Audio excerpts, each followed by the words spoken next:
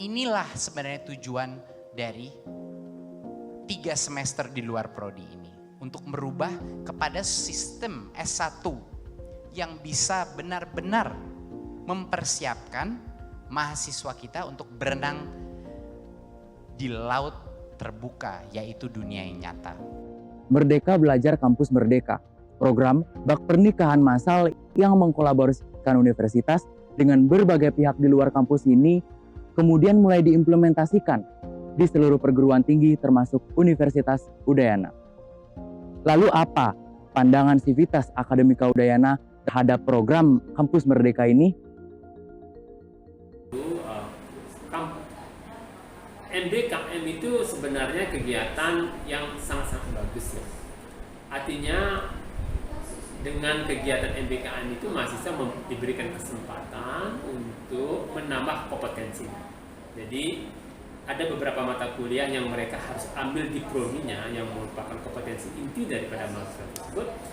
Dengan terlibat di kegiatan MBKM 3 semester ini, mereka akan mendapatkan kompetensi tambahan untuk melengkapi kompetensi inti yang mereka dapat di prodi masing-masing. Impact-nya aku bisa secara langsung ngerasain gimana sih dunia kerja, gimana sih bekerja dengan orang-orang profesional. Itu tentu saja seperti yang saya sampaikan tadi, adik-adik bisa mendapatkan lebih banyak soft skill atau hard skill di luar, terutama soft skill ya di luar ya.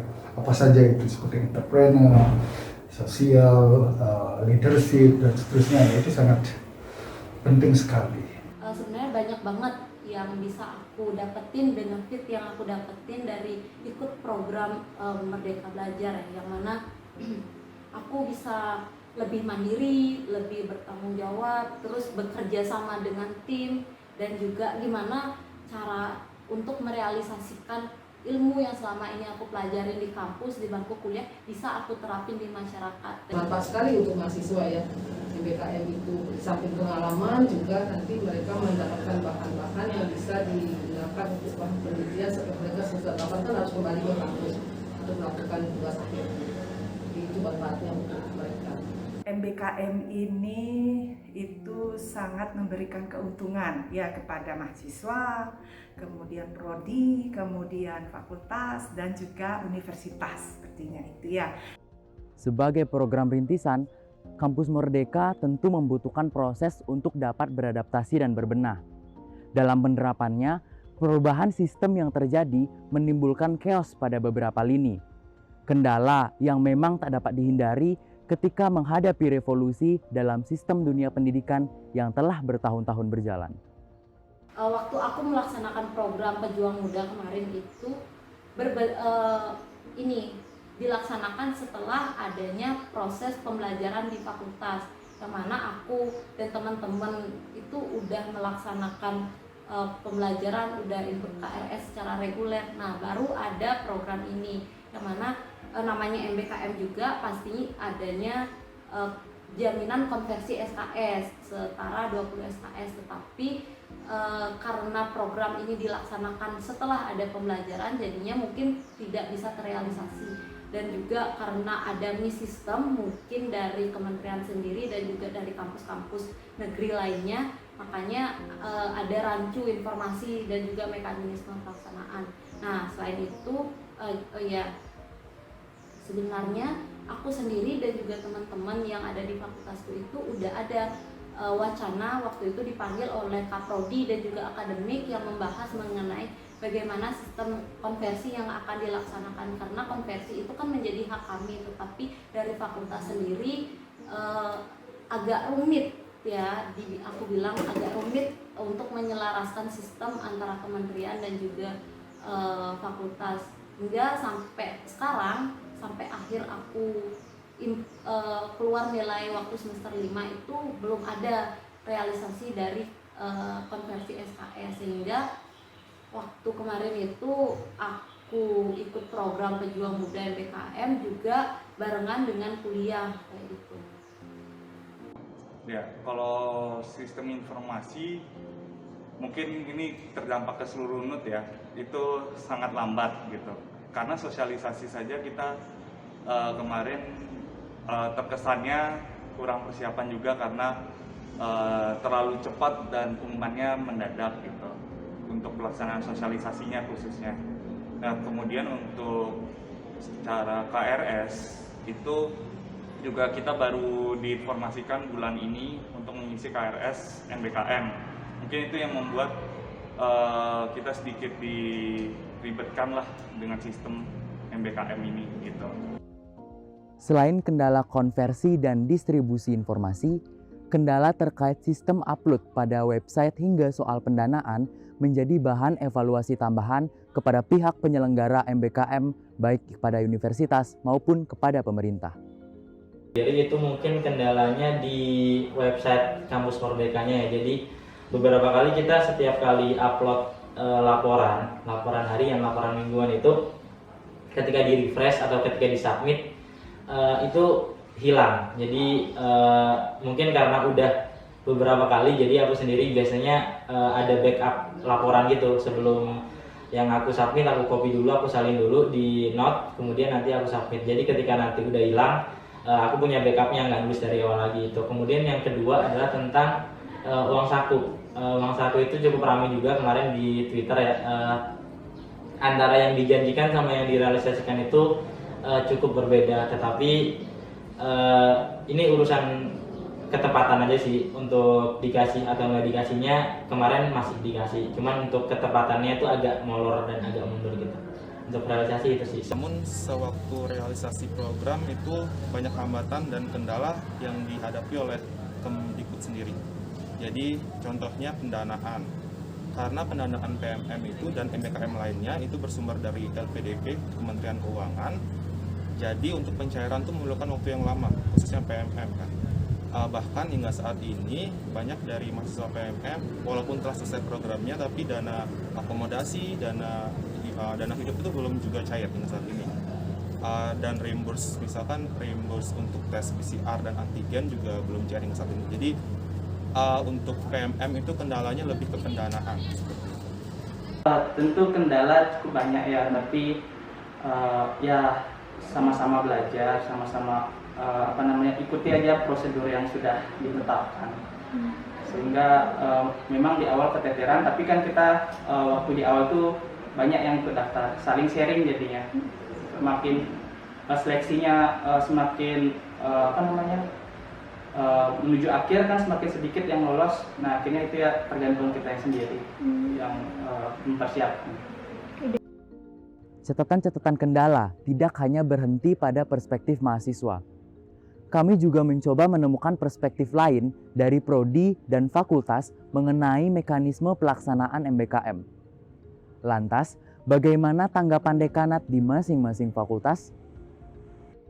Ya, kita harus lihat ya bahwa nasional ini jadwalnya tidak selalu sama. Secara nasional perkuliahan negeri swasta saja berbeda bisa 2 bulan seperti itu mulainya kuliah. Nah yang terpenting adalah kemampuan dan juga adaptifnya kita dan juga janganlah begitu saklek-saklek banget untuk melihat bahwa jadwalnya tutup berarti tutup. Tidak seperti itu. Kita kan tidak ingin juga merugikan mahasiswa. MBKM itu kadang bervariasi tanggalnya.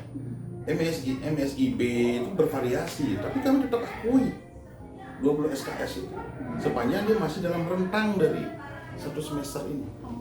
Begitu, makanya jam pelaksanaan mereka itu tidak 1 semester utuh, berbeda dengan reguler itu loh. Tapi mereka kadang ya 2 bulan, kadang 3 bulan sesuai dengan variabel mereka atau bagaimana parameter mereka untuk mengukur sukses dan suksesnya berjalannya suatu kegiatan. Artinya saya ingin mengajak mahasiswa mindset kita ini rubah gitu. Rubah mindset, jangan melihat bahwa hidup itu hitungannya adalah semester, itu enggak. Tetapi bagaimana kualitasnya. Nah masalah keterlambatan itu sebenarnya sih tidak itu. Kalau mahasiswa jeli dengan berkembangnya jadi gencarnya media sosial ya.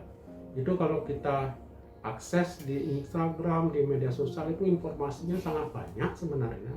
Nah cuma kadang-kadang mahasiswa itu yang mungkin karena motivasinya belum ke sana, jadi tidak begitu peduli, kurang aware.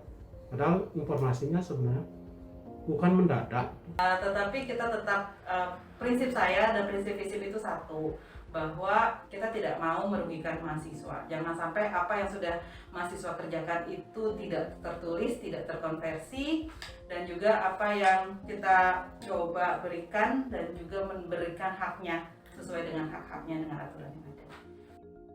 Di balik gencarnya penyelenggaraan Kampus Merdeka di Udayana, adanya ketentuan target kinerja sebesar 30% dari student body yang harus dicapai oleh tiap-tiap fakultas. Di samping itu, menimbulkan tanda tanya baru. Apakah ketentuan ini akan mengakibatkan kompetisi yang menggeser esensi dari Kampus Merdeka di Udayana? 8 semester itu, kami sebagai kementerian membijakkan untuk perguruan tinggi memberikan hak 3 semester dari 8 semester itu bisa diambil di luar prodi. Saya harus tekankan, ini bukan pemaksaan. Kalau mahasiswa itu ingin 100% di dalam prodi itu adalah hak mereka. Ini hanya opsinya untuk mahasiswa. Tapi adalah suatu kewajiban bagi perguruan tinggi untuk memberikan opsi tersebut. Ngerti perbedaannya?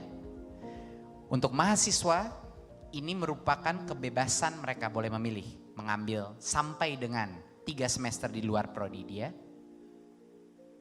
tapi tidak dipaksakan, itu opsi bagi mahasiswa, terserah dia.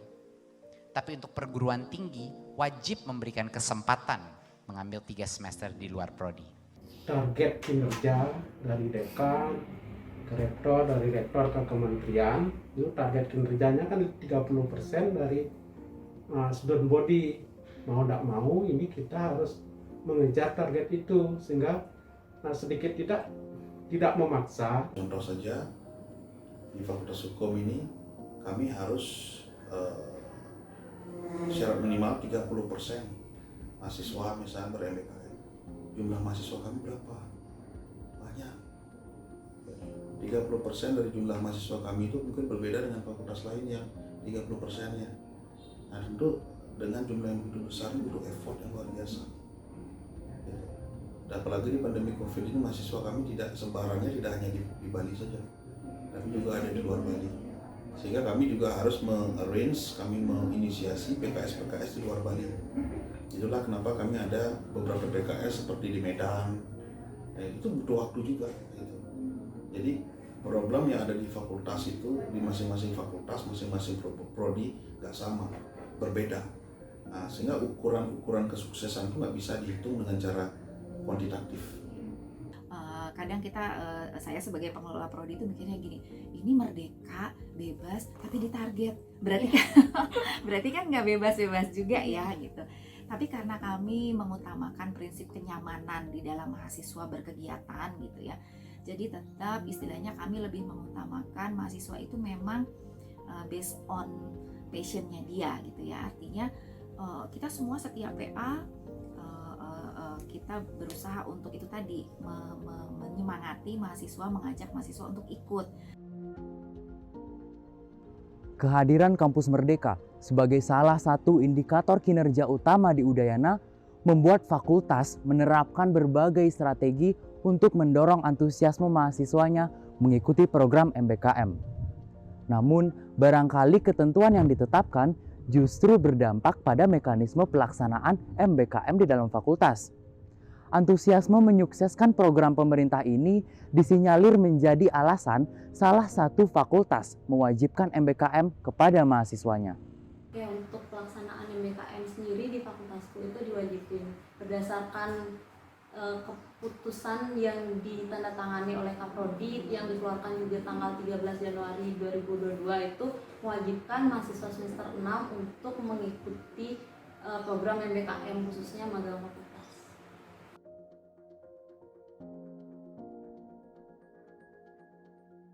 Kalau dari aku sendiri sih secara keseluruhan aku programnya sendiri ya, yang pertama itu aku sebenarnya menurutku program MBKM sendiri itu programnya bagus, dimana mahasiswa itu banyak dapat benefit daripada pelaksanaan program MBKM. Kebetulan juga semester lalu kan aku mengikuti program MBKM Jadi udah tahu benefit yang didapetin. Cuman untuk saat ini yang mana untuk mahasiswa semester 6 kan diwajibin. Mungkin kalau menurut aku sendiri agak kurang kurang setuju ya. Kenapa? Karena namanya juga Merdeka Belajar, kampus Merdeka. Maka kan nggak semua mahasiswa menginginkan untuk wajib MBKM. Masih ada beberapa mahasiswa yang mungkin punya tujuannya sendiri di dalam perkuliahan. Ada yang mau ikut MBKM, ada juga yang masih ingin kuliah biasa di kampus. Mungkin demi agar mahasiswanya itu bisa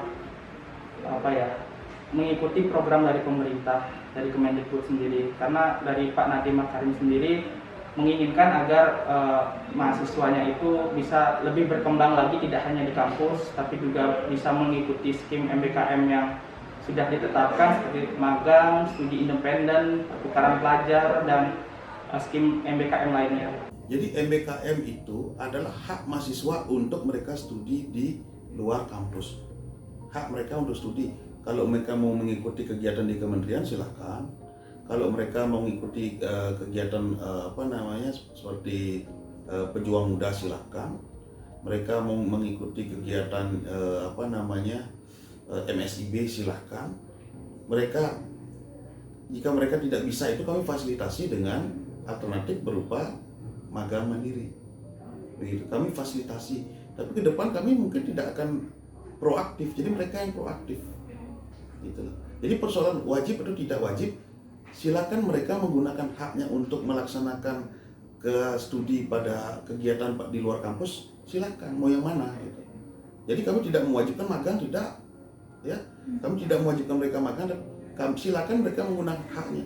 Kalau mereka tidak bisa mendapatkan di kementerian, kami fasilitasi dalam bentuk magang mandiri, seperti itu. Tapi di kemahiran kami ada juga unit kemahiran. Dan unit kemahiran itu juga menuntut mahasiswa itu sesuai dengan program IKU, mereka 20 SKS di luar kampus. Karena saat ini mohon maaf, kalau saya harus akui bahwa kondisi itu belum terpenuhi di Fakultas Hukum. Pertama adalah bahwa ya salah satunya IKU kami itu jatuh sekali. Nah, kemudian kedua adalah setiap kebijakan pasti mengikutsertakan mahasiswa. Nah sekarang saya mengajak mahasiswa saya ikut serta ke persoalan akademik, bukan kegiatan-kegiatan ekstrakurikuler saja, tapi harus hard skill and soft skill. Nah artinya di sini juga momen bagi saya untuk mengingatkan mahasiswa, pekerjaan kalian tidak hanya itu saja, pekerjaan kalian juga harus mendukung ini. Kenapa begitu? Usai menghimpun kendala-kendala yang dihadapi mahasiswa maupun fakultas, kami menemui Ketua UICC yang sekaligus sebagai koordinator MBKM Universitas untuk mendengarkan jawabannya atas kendala yang terjadi.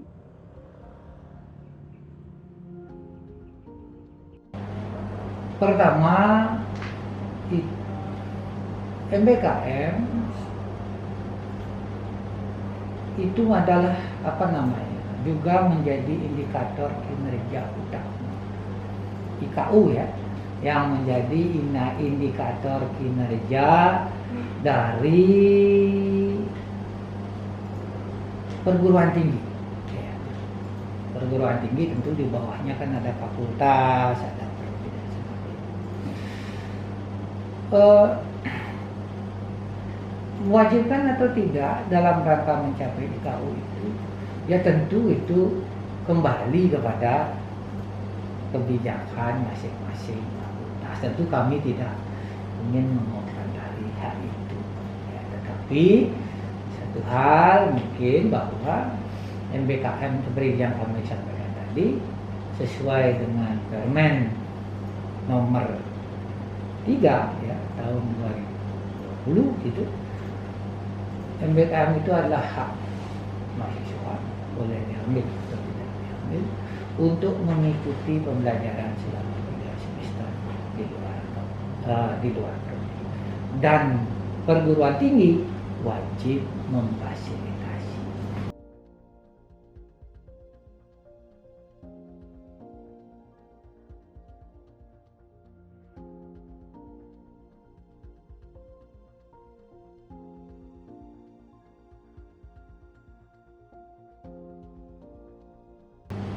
Ya kita melakukan roadshow ya, ya, kita melakukan roadshow, terutama di fakultas-fakultas yang memang belum masif, ya, pesertanya masih sedikit atau mungkin banyak yang ikut tapi ada masalah itu. Masalah terutama itu kan di konversi mata kuliah. Itu banyak terjadi itu kesulitan. Itu nah itu kita roadshow datangi. Ya. Kemudian selain roadshow mendatangi, kita juga mengumpulkan di tingkat terutama prodi-prodi, kemudian staf dekanat dan sebagainya untuk sama-sama berdiskusi membahas ya implementasi dari MBKM tersebut. Ya, ini kita rutin adakan itu ya. Rutin ada sebulan, ada 2 bulan sebagainya. Dan apabila memang ada kemudian skim yang baru dari kementerian itu kita lakukan frekuensinya lebih banyak untuk saling bertukar informasi.